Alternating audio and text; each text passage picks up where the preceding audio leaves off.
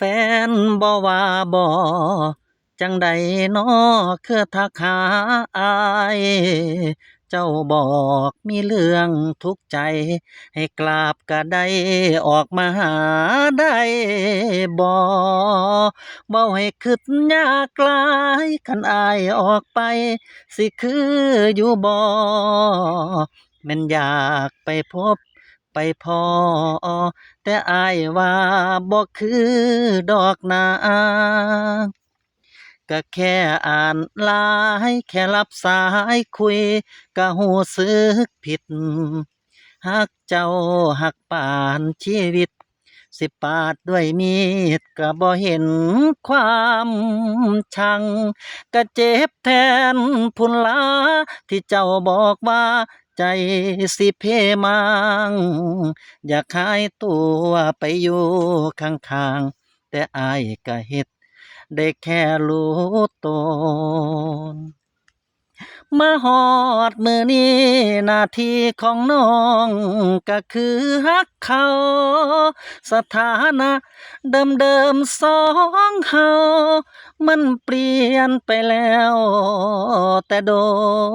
นอดีตฮักสองเฮามันกายยามเว้าในทุกเหตุผลมีเขาเป็นแฟนทั้งคน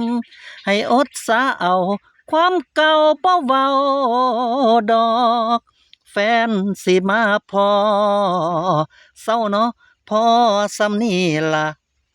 ให้เฝ้าวกลับไปเคลียร์กันซะแค่ผงเข้าตาคงบ่ยากดอกสายโทรเบอร์อายแชทที่เฮาไลน์ให้เฝ้าวลบออกเพิ่นถามก็อย่าเผลอบอกค่อยหาทางออกอย่าผิดกันเด้อ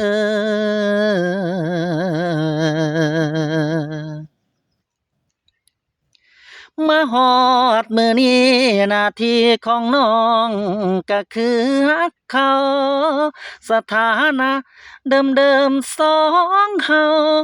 มันเปลี่ยนไปแล้วแต่โดนอดีตฮักสองเฮามันกายยามเว้าในทุกเหตุผลมีเขาเป็นแฟนทั้งคนให้อดสาเอาความเก่าบ่เว้าดอกแฟนสิมาพอเศร้าเนาะพอ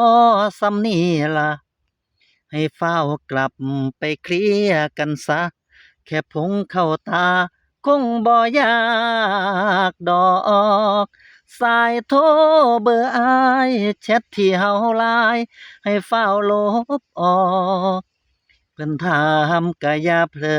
บอกค่อยหาทางออกอย่าผิดกันเด้อ